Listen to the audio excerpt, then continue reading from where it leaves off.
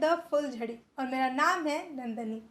भारत किसी भी स्थिति से निपटने के लिए सैनिकों और भारी हथियारों की तेज गति सुनिश्चित करने के लिए अरुणाचल प्रदेश सेक्टर में लगभग 1350 किलोमीटर की वास्तविक नियंत्रण रेखा के साथ कनेक्टिविटी और उच्च तकनीक निगरानी के उपयोग को बढ़ावा देने का इंतजाम कर रहा है।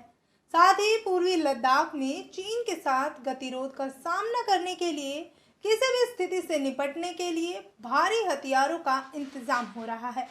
अधिकारियों ने सोमवार को कहा कि मेगा योजना के हिस्से के रूप में अरुणाचल प्रदेश में रणनीतिक रूप से महत्वपूर्ण क्षेत्रों में लगभग 20 पुलों, कई सुरंगों, एयरबेस और कई प्रमुख सड़कों का विकास किया जा रहा है ताकि समग्र सैन्य तैयारियों को बढ़ाया जा सके।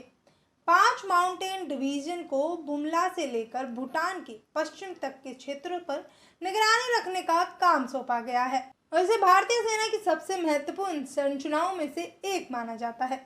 प्रमुख सड़क परियोजनाओं में टेंगा के पास 0 पॉइंट से ईटानगर तक एक सड़क का निर्माण और एक अन्य को शेरगांव से तवांग तक वेस्टर्न एक्सेस रोड कहा जाता है।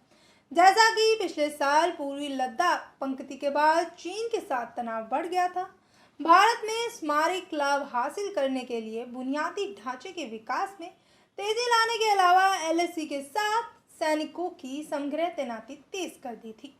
सेना दूर से संचालित विमान के बेड़े का उपयोग करके क्षेत्र में एलएसी पर अपने दिन और रात की निगरानी भी करते थे।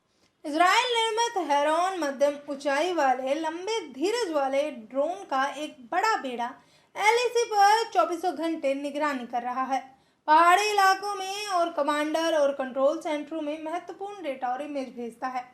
ड्रोन के साथ भारतीय सेना की एविएशन विंग भी इस क्षेत्र में एडवांस लाइट हेलीकॉप्टर रुद्र के वैम्प सिस्टम इंटीग्रेट वेरिएंट को तैनात कर रही है, जिसमें इस क्षेत्र में अपनी स्मारक मिशनों को और अधिक मजबूती मिल रही है। सरकार क्षेत्र के बुनियादी ढांचे को बढ़ाने के निर्णय के तहत तवांग को रेलवे नेटवर्क से जोड़ने पर भी काम कर रही है।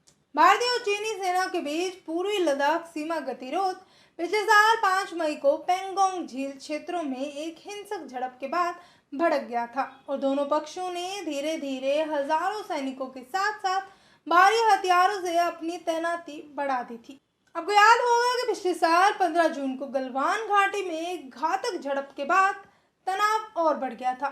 सैन्य और कूटनीतिक वार्ता के एक श्रृंखला के परिणाम स्वरूप दोनों पक्षों ने अगस्त में गोगरा क्षेत्र में और फरवरी में पेंगोंग झील के उत्तर और दक्षिण तट से विघटन प्रक्रिया को पूरा किया था।